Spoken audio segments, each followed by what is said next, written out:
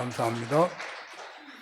오늘 말씀을 하나님이 우리에게 계시하셨다고 믿는다면 오늘의 시대는 비루함이 인생 중에 높아지는 시대다라고 말할 수 있겠습니다.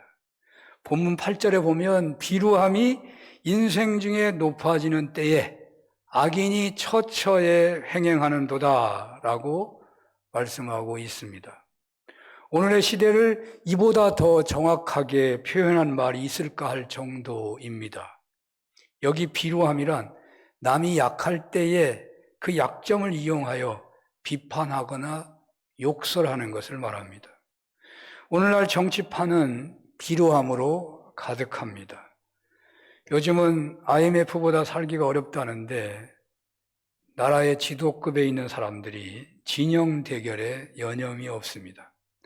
저는 오늘날처럼 칭찬이 없고 존경함이 없고 오직 편가르기로 상대방의 약점을 드러내서 이익을 챙기는 시대를 본 적이 없습니다. 국민의 지지를 얻기 위해서 더 나은 정책을 내놓는 것이 아니라 상대방의 약점만을 찾아내서 그것을 심각하게 드러내는 식으로 해서 민심을 얻으려는 사람들로 가득한 세상이 되어버리는 것 같습니다. 의사의 능력은 의술이고 행정가의 가치는 행정력이고 운동선수의 평가는 역시 경기력으로 실력으로 봐야 하는 거잖아요. 그러나 우리네 사회는 의술이나 행정력이나 경기력으로 승부하려고를 하지 않는 것 같습니다. 그것으로 안 되니까 가정관계가 어떻다든지 과거의 어떤 행적이 어떻다든지 라는 것을 들추어서 계속 그것을 공격하고 마녀사냥하듯이 해치우는 세상이 되어버리는 것 같습니다. 물론 그 중에는 높은 도덕성이 요구되는 자리도 있을 것입니다. 그러나 분명한 것은 우리 사회 전체가 비루함이 만연하여 악인이 처처에 횡행하는 그런 세상이라고 말할 수 있지 않을까 해지는 것입니다. 이런 시대에 우리는 어떻게 살아갈 수 있겠습니까? 비루함이 인생 중에 높아지니까 악인이 처처에 횡행합니다. 비루함이 인생 중에 높아지니까 경건한 자들, 충실한 자들이 인생 중에서 사라지고 있다고 말하고 있습니다. 본문 1절과 8절이 그것을 말하고 있지 않습니까? 1절만 한번 볼까요? 여호와여 도우소서 경건한 자가 끊어지며 충실한 자들이 인생 중에서 없어지나이다. 비루한 자들이 많아지니까. 경건한 자가 충실한 자가 사라지고 있는 시대라는 말이죠. 경건한 자는 히브리어 원어로 하시드라고 하는데요. 하나님을 사랑한다, 하나님을 연모한다는 뜻을 가지고 있어요. 그래서 이 하시드는 성경에서 경건한 자라고만 번역된 게 아니고 거룩한 자, 자비한 자, 성도, 긍휼이 있는 자, 선한 사람 등으로 번역이 되고 있습니다. 오늘 본문에서는 경건한 자라고 번역하고 있는 거죠. 그리고 충실한 자라는 히브리어 원어는 에무님인데 그 의미는 확실히 믿을 수 있는 사람이라는 말입니다. 확실히 믿을 수 있는 사람. 비루함이 만연하여 경건한 사람, 약한 자를 긍휼히 여기고 자비를 베풀고 세상을 본받지 않은 거룩한 사람들이 사라지고 또 가정에서나 사회에서나 무엇을 하든지 확실히 믿을 수 있는 충실한 사람들이 없는 시대가 되어가고 있다는 말입니다. 우리는 어떻게 살아야 하겠습니까? 너희는 이 세대를 본받지 말고 변화를 받아 하나님이 기뻐하시고 온전하신 뜻이 무엇인지 분별하도록 하라라는 말씀이 떠오르죠. 이 말씀대로 살아가는 분들이 과연 어떤 분이실까요? 자신 있게 누구라고 말씀하기가 어렵고 교회 안에 과연 그런 분이 있는가 우리가 생각할 수 있을까요? 엊그저께 새벽 기도에 주어졌던 요셉이 생각납니다. 요셉은 아버지의 사랑을 독차지한 사람이죠. 그러나 그것이 화근이 돼가지고 형제들에게 팔려서 애굽의 군대 경호대장인 보디발의 집으로 종으로 팔려갑니다. 그런데 종으로 팔려갔어요. 종이 살아가는 방법은 비루함과 아첨함으로 살아가는 것이 종의 어떤 중심 자세라고 봐야 돼요. 그렇지 않고 살 수가 없어요. 그런데 요셉은 그렇게 살지 않아요. 얼마나 성실하고 얼마나 정직하고 얼마나 신실한지, 그 기간이 얼마나 됐는지 모르지만 그 집안 사람의 사랑을 독차지하고 그 집안 사람의 모든 신뢰를 독차지해서 경호대장이 그 집의 모두를 총괄하는 총무로 임명해버려요. 그런데 그 무렵에 여주인의 유혹을 받게 됩니다. 세상에 왜 그런 일이 벌어지죠? 그럴 수 있는 일이라는 거예요. 그 시대는. 있을 수 없는 일이라는데 어떻게 요셉만이 그런 일이 일어났느냐? 그 시대는 그럴 수 있는 시대라는 거예요. 여주인이 종을 마음대로 부릴 수 있는 시대라는 거예요. 그래서 누구나 그러한 일에 빠져들 수 있고 유혹받을 수 있고 그래도 그냥 유야무야 없어지는 시대라는 거예요. 그러니까 그런 유혹이 벌어졌고, 그런데 도대체가 요셉은 일상적으로 있을 만한 일인데도 불구하고 여주인의 유혹을 뿌리치니까 이 여자가 보통 화가 나는 게 아니죠. 있을 수 없는 일이 아니라 얼마든지 있을 수 있는 일인데 요셉이 특별하니까 나를 얼마나 무시하는 거냐, 뭐 이럴 수도 있는 거 아니겠어요? 웬만하면 타협하기 쉬웠겠습니다마는 요셉은 내가 어찌 하나님 앞에서 죄를 범하겠는가 외치며 누명을 쓸 수밖에 없는 그 현실을 피하지 않아가지고 결국 감옥에 갇혀서 죽을 고비를 넘겨야 한 것입니다. 하지만 그는 언제나 형통했다고 성경은 증언합니다. 기대거나 도움을 받을 사람 아무도 없는 애굽 땅에서 보디발의 집에 종생활 중에서도 억울한 누명을 쓰고 구사일생 목숨만 부지하고 감옥에 던져졌었을 때에도 주님이 함께해 주시고 형통하게 하시는 복을 받았다는 것입니다. 왜 그런 것입니까? 그는 홀로 있을 때에, 어떤 사람도 의지할 수 없었을 때에, 도움을 받을 존재가 전혀 없을 때에 그는 오직 하나님을 더욱 의지하고 매달렸다는 거예요. 요셉은 비루함이 판을 치는 현실에서도 그는 경건한 자였고 충실한 사람이었다는 거예요. 정말 믿을 만한 사람이에요. 오늘날 우리 사회는 참으로 통탄할 정도로 비루함이 차고 넘치는 세상이 되어버려 가고 있고 되어버렸는지 모르겠습니다. 바르게 하나님을 믿고 따르는 신앙인이라면 이 시대를 어떻게 살아야 하는 것이겠습니까? 적어도 우리 신앙인은 남의 약점을 들추는 것으로 이익을 챙기거나 재미를 누리려는 세상 풍습을 따르지 않아야 할 것입니다. 정치인들 중에 믿는 사람이 많다 그러는데 그런 사람이 얼마나 있냐 말이죠. 세상에 완전한 사람이 어디 있겠습니까? 곱게 자란 나무라고 하더라도 그 나무 가지 한두 개 상할 수 있고 썩을 수 있는 겁니다. 그 나무 기둥만 쓰면 되지 가지 안 쓰고 버리면 되는 거잖아요. 다 쓰는 거 아니잖아요. 거짓과 아첨이 판을 치는 비루한 시대, 어떻게 살아야 되겠습니까? 그 가지 썩어도 상관없는데 그 가지 탓해가지고 그 기둥을 못 쓰는 세상이 돼버렸다니까요. 5, 6절을 읽어보겠습니다.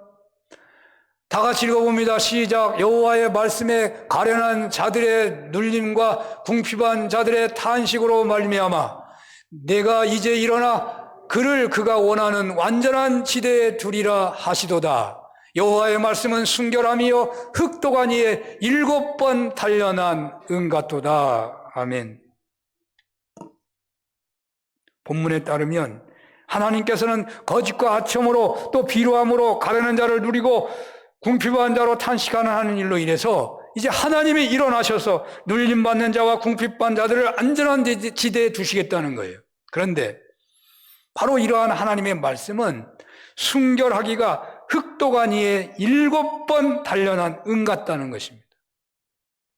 비루함이 가득 차면 비누함이 차고 넘치면 경건한 자하고 충실한 자가 이렇게 억누림을 받고 고통을 당할 수 있는데 하나님이 반드시 지키신다고 말해요. 비루함이 인생 중에 높아지는 때에 어떻게 살아야 하겠습니까? 거짓과 아첨으로 가득한 비루한 말들을 듣지 마시고 그 말들이 아무리 대단한 황금덩어리나 권력을 가져다주는 조건이 주어졌다고 하더라도 흑도간 위에 7번 단련한 은같은 불순물 하나 없는 하나님 말씀만을 듣고 따르라는 말입니다. 세상의 비루한 말들이 당장 자신을 살리는 말처럼 들릴지도 모릅니다. 반대로 거짓과 아첨하는 입술을 그 말을 내가 멀리하면 큰 피해를 당하거나 내가 죽임을 당할지도 모르는 그런 느낌을 받을 수도 있는 것입니다. 본문에 있는 것처럼 실제로 비루한 자들에 의하여 가련한 자들이 눌림과 궁핍한 자들의 탄식이 일어나고 있는 거예요. 오늘날 세상이 바로 이렇지 않습니까? 이러한 때에 우리 신앙인은 어떻게 살아야 하는 것이겠습니까? 거짓과 아첨하는 비루한 말에 귀를 기울이지 마시고 불순물 하나 없는 하나님의 말씀을 듣고 따라야 하지 않겠습니까? 그런데 문제는 거짓과 아첨하는 말이 대체로 거짓이나 아첨의 말로 들리지 않는 데 있습니다. 거짓과 아첨하는 것이 그냥 보이게 거짓말을 하고 아첨을 하는 말이 어디 있겠습니까? 그래갖고 상대방이 속아 넘어가겠습니까? 거짓이 진인처럼 들리게 되고 아첨하는 말이 친한 친구가 하는 말처럼 들리게 되어 있는 것입니다. 그러므로 언제든지 하나님의 말씀과 대치되는 말이라고 한다면 그것이 아무리 달콤하게 다가온다고 하더라도 거짓으로 아첨하는 말로 여겨야 하는 것입니다. 이 말이 구체적으로 어떤 말인가 이게 적용하기가 쉽지 않아요. 예를 한번 들어보겠습니다. 주님께서는 7번씩 70번이라도 용서라고 말씀하시죠. 그러나 사람들은 뭐라고 말합니까? 부모나 혹시 여러분의 친구는 야, 그래서 3번은 용서해야 돼. 3번은 용서해야 돼. 그 말이 설득력이 있잖아요. 얼마나 좋은 말이에요. 그러니까 하나님의 말씀이 아무리 은같이 단련된 말씀이라도 내가 3번을 용서했으니까 난 너 용서 안 해도 돼 라고 말할 수 있지 않겠어요? 물론 용서는 무관심도 아니고 잘못을 승인하는 것도 아니죠. 진정한 용서는 하나님께서 십자가에 대신 달리신 것처럼 용서하는 사람이 대신 아픔을 당하는 것이고 그 잘잘못을 분명히 밝힌 상태에서 용서하는 것이겠죠. 그러니까 상대방이 잘못했다고 안는데 용서한다는 말은 제대로 된 용서가 아닐 수 있고 또 많은 경우에 상대방의 잘못을 말하지만 사실은 자신의 잘못도 포함되어 있는 경우가 많고 쌍방의 잘못이 많은 것이 현실이에요. 우리나라가 진정 용서할 수 있는 경우가 사실은 많지 않을 것 같아요. 이런 내용을 다 포함하고서 주님은 용서하라고 해요. 3번만 하라고 하는 그것은 아첨이고 거짓말이라는 말이에요. 그렇게 좋은 말이라도 하나님은 여러분의 자녀를 3번만 용서하라고 하지 않아요. 여러분의 아내를, 여러분의 남편을 3번만 용서하라고 3번만 용서해도 얼마나 대단한 것이냐. 세상은 그렇게 말하지만 은처럼 단련된 하나님의 말씀은 70번씩 7번이라도 용서라고 하신다고요. 그러니까 회개할 게 많다고 말해요. 우리는 마음 놓으면 안 돼요. 나 다 용서했다고요? 은같이 단련한 말씀에 은혜를 받으려고 한다면 그 말씀을 받아들이고 그 달콤한 세상의 말은 비루한 말이고 나를 유혹하는 말에 불과한 거예요. 그러므로 아무리 좋은 말이라고 하더라도 하나님의 말씀과 대치되는 주장이라면 그것은 다 거짓이고 아첨하는 말이고 비루한 말이라는 것을 아시고 그 주장을 멀리하시고 오직 하나님 말씀을 받아들여야만 한다는 것입니다. 비루함이 인생 중에 높아질 때 성도가 어떻게 살아야 할 것인가에 에서 비루한 말을 버리고 오직 하나님 말씀을 듣고 따르라고 했는데, 여기서 한 가지 더 생각하게 되는 메시지가 있습니다. 본문에 의하면 세상의 말과 하나님의 말씀과의 비교가 매우 대조적으로 나타나고 있습니다. 거짓과 아첨과 비루한 말과 흑도가니에 7번 단련한 것 같은 순결한 하나님의 말씀을 대조시키고 있습니다.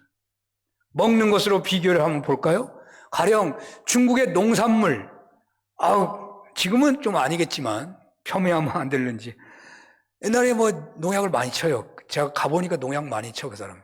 우리나라도 옛날에 많이 쳤어요. 때깔도 좋고 그냥 커 보이고 얼마나 좋아요. 그런데 우리나라에 정말 순수 유기농 그런 농산물이 그냥 그날 그네 7폐를 그곳에서, 땅이 좋아진 땅에서 7폐를 심어져 갖고 7폐 만에 나온 농산물이라고 만약한다면, 그 두 가지를 놓고 어느 것이 먹기에 좋고 어느 것이 유익하겠습니까? 당장 싸고 보기 좋아서 먹지만 오래도록 먹으면 중독성이 있잖아요. 비루한 말, 아첨하는 말 듣는다고 당장 죽는 거 아니죠. 더 좋은 것 같아요. 더 잘 되는 것 같아요. 더 돈도 안 들고 좋아요. 그러나 보면 오래 먹다 보면 어떻게 돼요? 해가 오게 돼 있죠. 시편 시인은 세상의 주장과 하나님의 말씀을 이렇게 대조시키고 있습니다. 이 대조에서 우리가 유심히 살펴서 이 대조를 우리가 유심히 살펴야 돼요. 하나님의 말씀은 순결하여 흑도가니에 7번 단련한 은 같다는 거예요. 세상의 모든 말씀은 달콤하고 맛깔스럽기는 하지만 아첨하는 말이거나 혹은 거짓말이거나 비루한 말이 많겠지만, 하나님의 말씀은 순결한데 흑도가니에 7번이나 단련한 은 같다는 것이에요. 그러므로 하나님의 말씀이라면 의심 없이 신뢰하고 먹고 믿고 따라야 된다는 거죠. 아무리 세상이 비루함으로 가득하다고 해도 하나님의 말씀을 따르라는 거예요. 세상의 말은 불순물이 많아서 먹으면 부작용이 있습니다. 하나님의 말씀은 부작용이 전혀 없습니다. 그런데 하나님의 말씀을 그냥 받아 먹는 것은 아닌 것 같아요. 하늘에서 비가 내리듯이 주어지는 것이 아니라는 거죠. 여러분, 대기권에서 우주정거장이 있다는데 그 우주정거장에 접속을 하려면 로켓가 서로 도킹해야 된다 그래요. 도킹이라는 말을 쓰는데, 조금만 각도가 틀어져도 이 어긋나 버리는 거죠. 정확하게 맞아야만 딱 도킹이 되는 거예요. 하나님의 말씀과 우리 사이에 도킹이 일어나야 말씀의 능력이 나타난다는 거예요. 무슨 말씀이겠습니까? 저는 여기에서 정성이 있어야 한다는 말씀을 드리고 싶어요. 하나님의 말씀 앞에서 우리는 정성이 있어야 돼요. 그래야 도킹이 되는 거예요. 성경에 약속이 붙어있는 명령이 여러 가지가 있잖아요. 여러 가지가 있어요. 주 안에서 부모를 공경하면 땅에서 잘되고 장수한다고 약속하잖아요. 약속하세요. 자, 그러면 부모를 공경한다는 것이 무엇이에요? 용돈을 드리면 되겠습니까? 그 용돈 드린 거 부모 공경하는 거 좋은 거죠. 옷을 사드려요. 노인들이 옷을 좋아합니다. 나 놀랐어요. 나중에 그렇지 않은 분도 계시겠지만 노인들도 때때옷 이런 거 좋아하시더라고. 근데 금방 돌아가실 분이 무슨 옷을 사달라고 그래. 그런데 정말 어마어마한 옷을 사달라고 그래. 저희 어머니 보면은. 마음을 움직이는 섬김이라고 말하겠습니까? 그것도 효도죠. 구경을 시키드리는 것이 공경하는 겁니까? 그거 좋은 거죠. 일거리를 만들어 드리는 것이 부모를 공경하는 겁니까? 그러죠. 부모가 그냥 손발 놓고 그냥 받아먹고 밥도 그냥 입으로 떠다 주고 그것만은 공경이 아니잖아요. 일을 해야지 낙이 있지. 일거리도 주고 부모를 공경하다. 그러면 내가 땅에서 잘되고 장수하리라. 이 말이요. 용돈만 주고 옷 사주고 가끔 찾아가지고 나 부모 공경하고 있어. 그렇게 말할 수 있겠어요? 공경하고 있지. 그렇지 못하면 한둘도 아닌데. 그러나 하나님의 말씀이 은처럼 흙도가니에 7번 단련된 말씀이라 한다면 그 말씀 우리가 정성을 다한다는 게 뭐냐 이 말이죠. 그래야 진정한 도킹이 된다는 거예요. 하나님 말씀에. 그게 이 모든 것을 하나하나 더하면 더할수록 그 정성을 섬기는데 이 말씀에 진정한 순종이 있다고 말이에요. 주일 성수를 한번 볼까요? 주일에 예배를 드려요. 그게 주일 성수요. 좋은 거죠.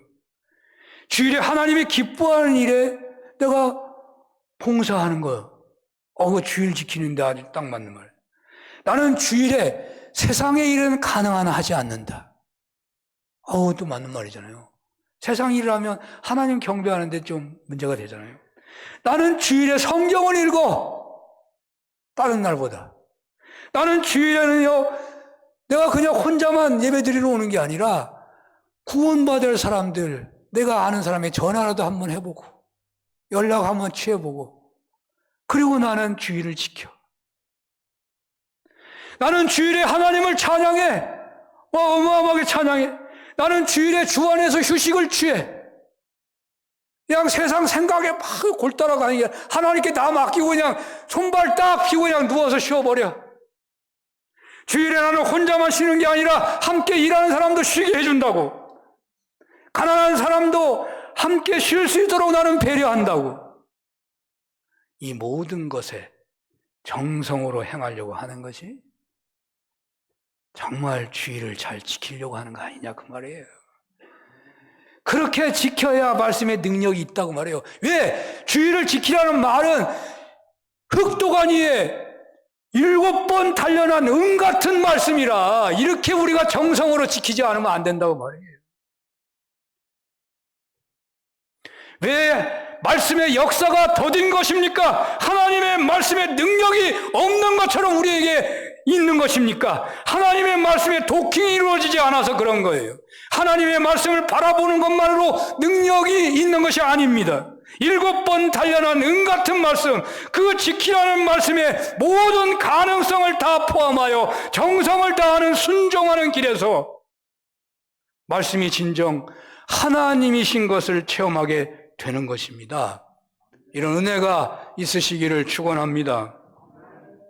하나님의 말씀은 7번이나 단련한 은 같은 말씀으로 받는다는 것을 정성을 다하는 차원으로 살폈는데 또 생각할 수 있는 것이 있어요. 비루함의 유혹, 시험이 판치는 세상에서 그 모든 것을 물리치는 최고의 무기, 그게 하나님의 말씀이에요. 그런 세상에서 하나님이 인정하는 성공과 승리를 위한 최고의 도구가 하나님의 말씀이라는 뜻이 있어요. 비루함이 판을 쳐도, 아첨이 판을 쳐도 진정한 승리와 성공의 길은 은처럼 단련된 7번이나 흙도관에 단련된 하나님의 말씀에 순종하는 데 있다고 말이에요. 예수님의 시험 사건을 해서 우리는 살펴볼 수 있어요. 예수님은 공생애를 시작하기 직전에 3번의 시험을 받잖아요. 마태복음, 누가복음 4장에 나오는 거라 다 아는 얘기잖아요. 이것은 우연한 사건이 아니에요. 그리스도를 따르는 모든 신앙인들은 이 세상을 살아갈 때 직면하게 되는 이런 시험이 있을 거라고 예고하고 있는 거예요. 예수님의 시험은 우리가 늘상 접하는 시험 중에 하나예요. 예수님은 어떻게 하셨습니까? 예수님은 언제나 우리의 모델이잖아요. 예수님 시장하실 때 사탄이 나타나서 돌을 떡이 되게 하라고 했어요. 예수님께서는 어떻게 시험 앞에서 대처하십니까? 하나님의 말씀을 사용한다니까요. 당신이 무슨 떠올리는 말을 가지고 하는 게 아니고 은처럼 흙도가니에 7번 단련된 그 말씀을 직접 사용하셔요. 신명기 8장 3절을 사용하신다고요. 왜 그래요? 흙도가니에 7번 단련한 말씀이니까. 이 말씀의 문맥은요, 신명기 8장 3절, 사람이 떡으로만 살 것이 아니요 하나님이 우러나오는 모든 말씀으로 산다는 말이잖아요. 이 문맥은 이스라엘이 출애굽에서 광야에서 만나를 주셔서 살게 되었던 것을 배경하는 것입니다. 하나님이 만나를 주셨는데 그렇게 살게 되었는데, 사단은 사람이 살게 된 것은 만나 때문에 살게 되었다고 교모하게 시험하고 있는 거예요. 만나를 먹어서도 살지 않았냐? 그러니까 만나, 그 떡을 중시해야 된다, 그 얘기하는 거예요. 그런데 예수님은 떡은 하나님이 주셨는데 그 떡을 목적으로 살면 안 되고 떡을 주신 하나님의 말씀대로 살아야 한다고 말씀하고 있는 거예요. 세상은 포커스가 떡에게 있는 거죠. 하나님, 그러나 예수님은 말씀에게, 하나님에게 맞추고 있는 거예요. 여기 떡은 세상에서의 욕구를 말하는 거예요. 끊임없는 욕구. 먹을 것, 입을 것, 마실 것, 누릴 것, 온갖 쾌락이 다 욕구입니다. 그 욕구를 세상이 채워준다고 시험하고 있는 거예요. 그 욕구만 채우면 행복할 것이라고 시험하고 있는 거예요. 그러나 예수님은 떡으로만 사는 게 아니라 하나님의 말씀으로 살아야 한다고 말씀하고 있는 것입니다. 세상 욕구가 채워지면 행복합니까? 좋은 옷을 입고 좋은 차를 타고 좋은 집에 들으면 행복합니까? 그 행복이 얼마나 지속합니까? 얼마 가지 못한다는 거죠. 배부름, 남에게 자랑할 만한 욕구 만족이 얼마나 가는 것이겠습니까? 우리가 은처럼 단련된 말씀에 순종할 때에 최고 만족과 행복을 누릴 수 있고 그 행복이 영원하다는 거예요.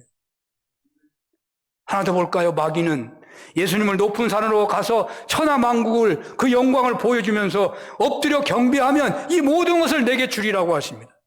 예수님은 사단아 물러가라 하시고 주의 하나님께 경배하고 다만 그를 섬기라고 말을 해요. 이 말 예수님이 그냥 떠오른 말이에요? 신명기 6장 13절 말씀이에요. 똑같아요. 예수님이 시험도 이 은같이 단련된 말씀으로 막아내시고 승리하셔요. 신명기 6장 13절의 문맥을 보면요, 이스라엘이 가나안에 정착하게 되면 아름다운 성읍을 얻고 아름다운 물건이 가득한 집을 얻게 되고, 내가 파지 아니한 우물을 차지하게 하시며 내가 심지 아니한 포도원과 감람나무를 차지하게 하사 네가 배불림 먹게 하실 때에 다른 우상들을 따르지 말고 오직 내 하나님 여호와만 경외하며 그를 섬겨야 한다 라는 말로서 주어진 말씀이에요.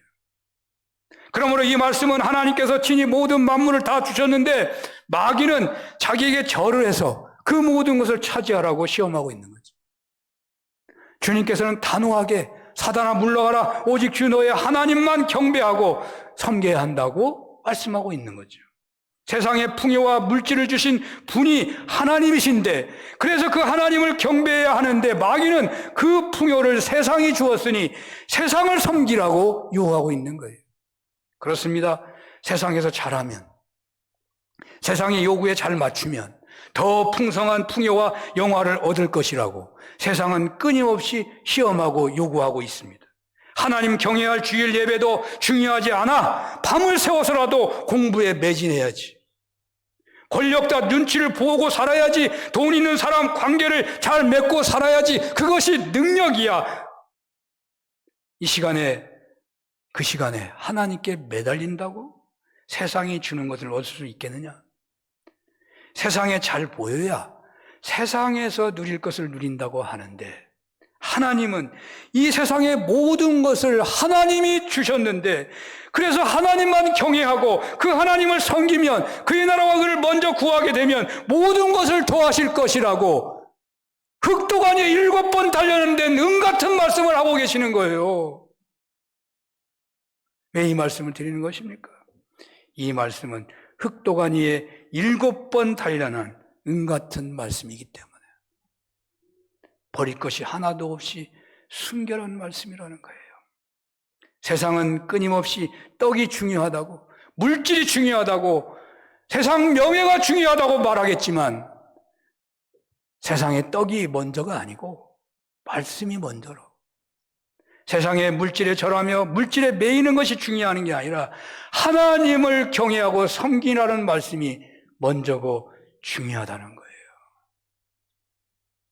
극단적인 표현이지만 여러분들 세상에서 모든 문제, 두려움 날려버릴 수 있는 그러한 쾌락과 행복을 주는 그런 어떤 유혹 조건과 하나님의 말씀에 순종해야 한다는 두 가지 조건이 있다면 어느 것을 선택하시겠습니까? 세상에 풍요를 주겠다고 따라오라고 하고, 하나님께서는 세상 풍요 사람에게 주신 하나님만을 먼저 경배하고 섬기라고 하는데 어느 것을 선택하시겠습니까? 필요한 세상은 당연히 떡을 선택하게 하고 물질과 풍요를 선택하라고 요구하고 시험하고 있습니다. 여러분들은 어느 것을 선택하실 것입니까? 하나님의 말씀은 순결함이요 흙도가니에 7번 단련한 은같도다. 기도하겠습니다. 하나님 아버지, 비루함이 차고 넘치는 세상, 하나님, 세상의 가치관에 묻혀 사는 것이 아니라 하나님의 말씀은 흙도가니에 7번 단련된 은같은 말씀임을 믿게 하사, 당장은 손해본 것 같고 당장은 망하는 것 같고 당장은 무너지는 것 같다 하더라도 흙도가니에 7번 단련된 하나님의 말씀, 그 말씀으로 승리하시고 그 말씀으로 이 요셉이 성공하고 영광 돌린 것처럼 그 은혜 안에 거하는 저희들 다 되게 하여 주시옵소서. 예수님 이름으로 기도합니다. 아멘.